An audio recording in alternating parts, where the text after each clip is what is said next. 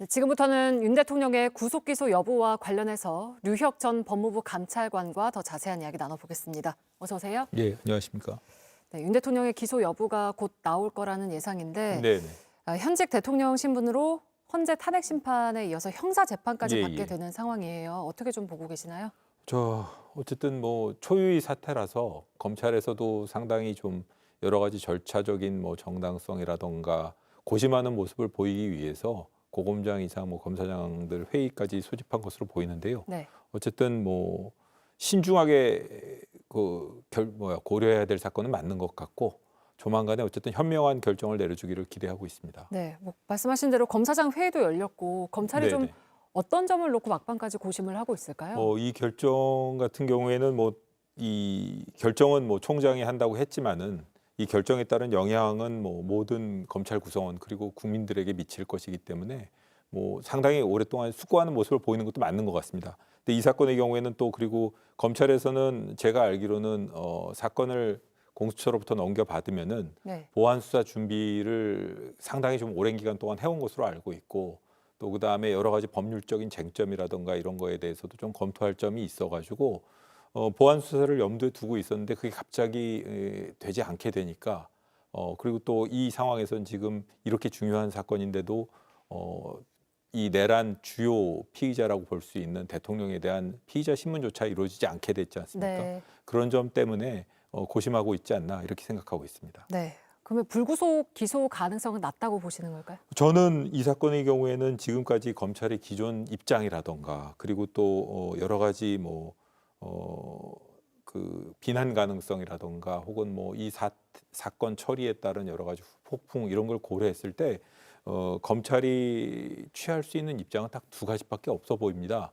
하나는 구속 기소, 네. 하나는 뭐 이렇게 공수처로부터 넘겨받은 사건 기록을 면밀히 검토해서 여러 가지 증거 능력이라던가 증거 가치 판단에 있어서 문제가 있다고 생각이 되면 지금 현재 이 상태에서 기소하기가 어렵다는 결정을 내리는 이 두 가지밖에 없다고 보여지는데요.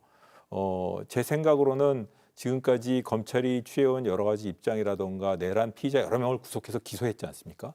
그런 점에 비추어 보면은 후자의 가능성은 좀 낮아서 검찰이 뭐 이 사태의 파장을 최소화하고 부정적인 여론도 최소화하고 뭐 국론 분열이라든가 여러 가지 점을 고려해 봤을 때 냉정하고 객관적으로 판단을 한다면 구속 기소 쪽을 선택하는 것이 현명한 것이 아닐까 제 개인적인 생각은 그렇습니다. 네, 알겠습니다. 앞서 저희가 리포트로 보도해드리기도 했는데 윤 대통령 측에서는 구속 기간이 어젯밤 12시로 끝났다. 즉각 석방을 해야 한다라고 주장을 네. 하고 있는데요.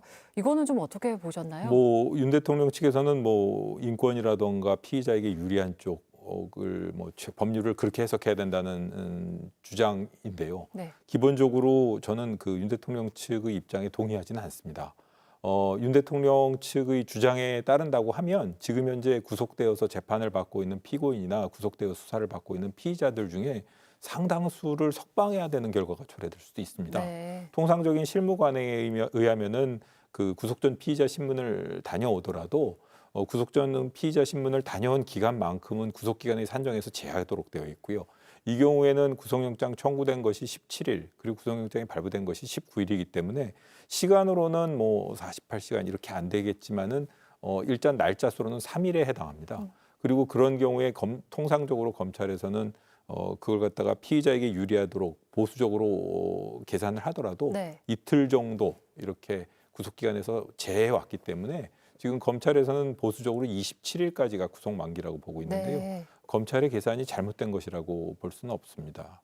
제 견해는 네, 그렇습니다. 네. 그러면 앞으로 혹시 이 부분을 놓고 윤 대통령 측에서 법적인 이의 제기를 할 가능성도 있을까요? 윤 어떨까요? 대통령 측에서는 뭐 당연히 여태까지 입장이라던가 이런 데서 크게 변화가 없기 때문에 당연히 그 점도 또 문제 삼아서 향후에 구속 기소가 되더라도 그런 점, 공수처 수사의 근본적인 문제점 이런 걸 지적하면서 보석 신청 사유로 삼지 않을까 이렇게 생각합니다. 그럼 받아들여질 가능성은 저는 뭐 네. 제가 보기에는 지금까지 법원의 입장이라던가 이 사안의 중대성 그리고 여러 가지 공범들이 많고 증거인멸이 될 가능성이 있다는 것 그리고 만약의 경우에 그런 결정이 내려졌을 때의 후폭풍 이런 걸 고려하면 법원에서도 현명한 판단을 내리지 않을까 이렇게 생각합니다. 네. 윤 대통령 측은 앞으로도 검찰 수사에 비협조적으로 나올까요?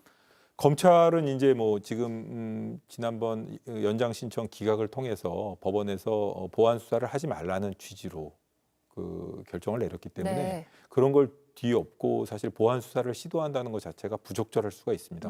그렇기 때문에 이제 검찰 수사라는 거는 좀 어렵게 됐고요.